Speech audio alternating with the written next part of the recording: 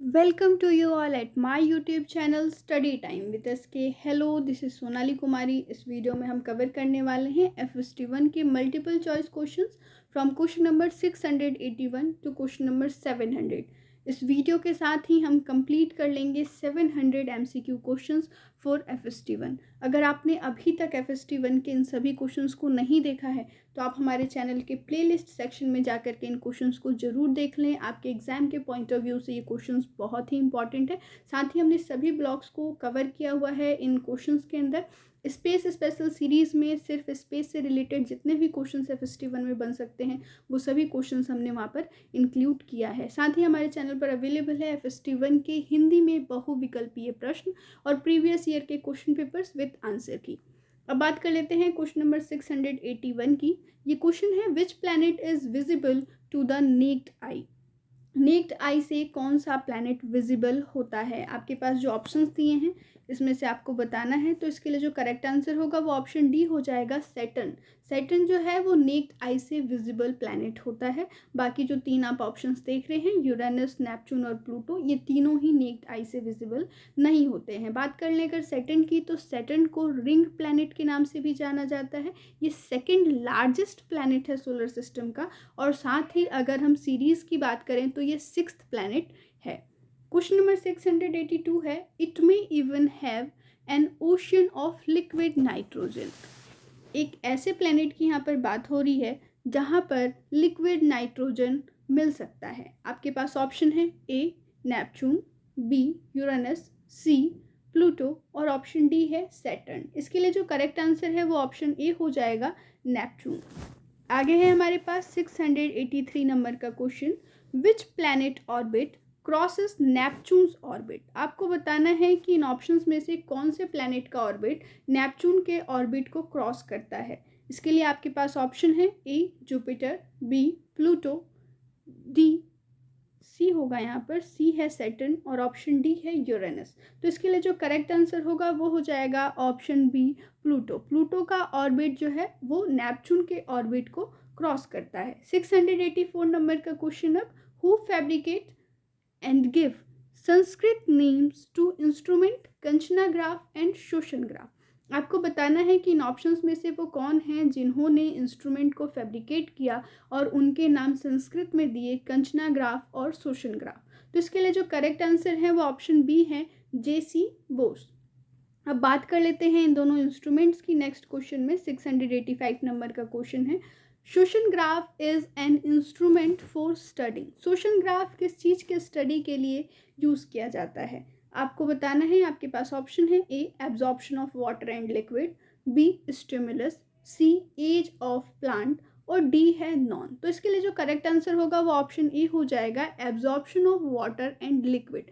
Water और liquid के absorption को प्लांट के अंदर स्टडी करने के लिए शोशनग्राफ का यूज़ किया जाता है। अगर बात करें हम कंचनाग्राफ की, तो कंचनाग्राफ का यूज़ किया जाता है स्टिमुलस को जानने के लिए, उसको स्टडी करने के लिए कि किस तरीके से प्लांट की बॉडी रिएक्ट करती है स्टिमुलस से। 686 नंबर का क्वेश्चन है, who discovered law of elastic properties of matter.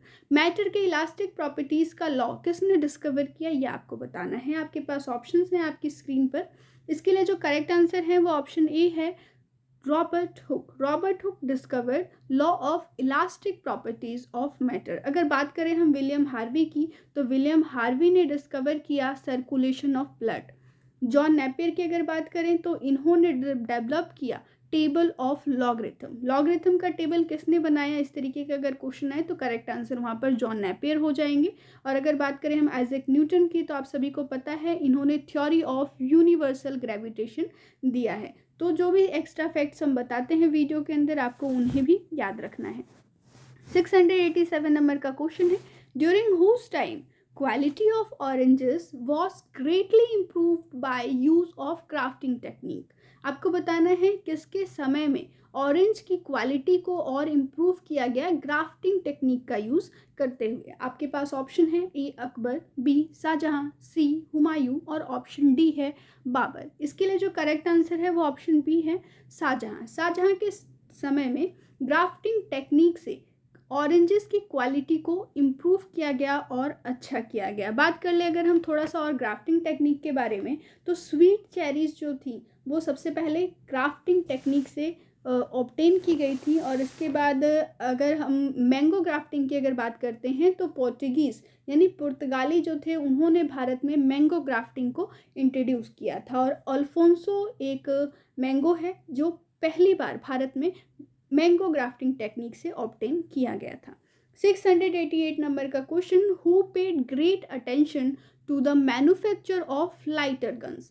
हल्के वजन के बंदूक बनाने में किसने अपना ज़्यादा अटेंशन दिया था कि लाइट वेटेड गन्स बनने चाहिए जो एक ही व्यक्ति कैरी कर सके। इसके लिए आपके पास ऑप्शन है आपकी स्क्रीन पर, और इसके लिए जो करेक्ट आंसर है वो हो जाएगा ऑप्शन ए, अकबर। आगे बढ़ते हैं अब 689 नंबर का question, pituitary gland releases a hormone to inhibit urine production. Pituitary gland एक हार्मोन को रिलीज करता है जो इनहिबिट करता है यूरिन के प्रोडक्शन को। इसके लिए आपके पास ऑप्शंस में कुछ हार्मोन्स के नाम दिए हुए हैं, आपको बताना है कि वो कौन सा हार्मोन है। इसके लिए जो करेक्ट आंसर होगा वो ऑप्शन ए हो जाएगा, एंटी ड्यूरेटिक हार्मोन। ठीक है, anti diuretic hormone pituitary gland release करता है जिससे इनहिबिट होती है यूरिन की प्रोडक्शन। अगर हम थायरॉक्सिन की बात करें तो ये थायराइड ग्लैंड से रिलीज होता है और साथ ही ये कंट्रोल करता है मेटाबॉलिक रेट को बॉडी के अंदर। इंसुलिन और ग्लूकाजोन जो ऑप्शन सी एंड डी है ये दोनों ही पैनक्रियास से रिलीज होते हैं। अगर हम ग्लूकाजोन की बात करें तो ये इंक्रीज करता है ब्लड के अंदर शुगर के लेवल को। 690 नंबर का क्वेश्चन है, these glands have no opening or ducts but release their secretion directly into the bloodstream। आपको बताना है कि वो कौन से ग्लैंड्स होते हैं जिनके पास कोई भी ओपनिंग या डक्ट नहीं होता है, ये अपने हॉर्मोन्स को डायरेक्टली सिक्रीट करते हैं ब्लड स्ट्रीम के अंदर। इसके लिए आपके पास ऑप्शन है A, endocrine gland, B, exocrine gland, C, both, और डी है नॉन। इसके लिए जो करेक्ट आंसर है वो हो जाएगा ऑप्शन ए, एंडोक्राइन ग्लैंड्स। आपको याद रखना है कि एंडोक्राइन ग्लैंड्स वो होते हैं जिनके पास अपना कोई भी डक्ट नहीं होता है, ये अपने सिक्रेशंस डायरेक्टली ब्लड स्ट्रीम में करते हैं। आगे है हमारे पास 691 नंबर का question, pancreas is a dash gland. आपको बताना है कि पैनक्रियास जो है वो कौन से टाइप का ग्लैंड होता है, एक्सोक्राइन ग्लैंड होता है या एंडोक्राइन ग्लैंड होता है। तो इसके लिए जो करेक्ट आंसर होगा वो हो जाएगा option B, endocrine gland. Thyroid gland भी एंडोक्राइन ग्लैंड ही होता है। 692 नंबर का क्वेश्चन है, centre of thought, memory and intelligence. आपको यहाँ पर ऑप्शंस दिए हुए हैं, आपको इसमें से बताना है कि वो कौन सा पार्ट है ब्रेन का जो सेंटर होता है थॉट, मेमोरी और इंटेलिजेंस का। आपके पास ऑप्शंस हैं और इसके लिए जो करेक्ट आंसर है वो हो जाएगा ऑप्शन बी, फोर ब्रेन। जो फोर ब्रेन होता है ये यहाँ से मतलब जो आपका ब्रेन का सामने वाला पार्ट होता है इसे फोर ब्रेन कहते हैं, और यहीं से कंट्रोल होता है या ये सेंटर है थॉट का, मेमोरी का और इंटेलिजेंस का। अगर हम हाइंड ब्रेन की अब बात करें तो ये कंट्रोल करता है इनवॉल्यूंटरी फंक्शंस को, जैसे कि रेस्पिरेशन। आगे है हमारे पास 693 नंबर का question, who experimented on dog to study stimulus and response. आपको इनमें से बताना है ऑप्शंस में से कि वो कौन हैं जिन्होंने डॉग पे स्टडी किया, डॉग पे एक्सपेरिमेंट किया स्टिमुलस और रिस्पॉन्स को स्टडी करने के लिए। आपके पास ऑप्शन है ए, इवान पेवलोव, बी, विलियम हार्वी, सी, जॉन नेपियर और ऑप्शन डी है आइजैक न्यूटन। इसके लिए जो करेक्ट आंसर है वो ऑप्शन ए हो जाएंगे, इवान पेवलोव। ये एक्सपेरिमेंट मैंने आपको ऑलरेडी अच्छे से समझा रखा है किस तरीके से ये पूरा एक्सपेरिमेंट कंडक्ट किया गया था, तो आप वहाँ से इस क्वेश्चन को देख लीजिएगा, मैं उसका लिंक इस वीडियो के डिस्क्रिप्शन बॉक्स में डाल दूंगी। 694 नंबर का क्वेश्चन है, तमाशा इज अ लोकल फ्लोकलोर ऑफ। आपको बताना है कि तमाशा एक लोकल फ्लोकलोर है, कहाँ का, ये आपको इसमें ऑप्शंस में से बताना है। आपके पास ऑप्शन है ए, सिक्किम, बी, गोवा, सी, महाराष्ट्र और ऑप्शन डी है उत्तर प्रदेश। करेक्ट आंसर यहाँ पर ऑप्शन सी हो जाएगा, महाराष्ट्र। आगे बढ़ेंगे question number 695, Namibia was inaugurated by. Namibia किसके द्वारा इनोग्रेट किया गया था? तो इसके लिए जो करेक्ट आंसर है वो ऑप्शन बी हो जाएगा, इंदिरा गांधी के द्वारा। ये 1983 में दिल्ली में इनोग्रेट किया गया था। नेक्स्ट है हमारे पास क्वेश्चन नंबर 696।